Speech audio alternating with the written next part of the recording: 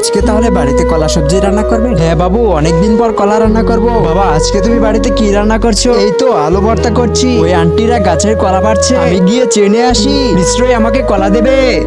Aunty aunty, আমাকে এক ছাড়া কলা দেবে? কেন কলা দেবো তোকে? কারণ আমার বাবা আজকে আলু ভর্তা করছে, এই জন্য বললাম কলা দিতে। না না মা, ওকে কলা দেবে না। ও আমাদের কি হয়? ওকে আমরা কেন কলা দেবো? তুই ঠিকই বলেছিস। এ বাড়ি যা তো, কলা দিতে এসেছে।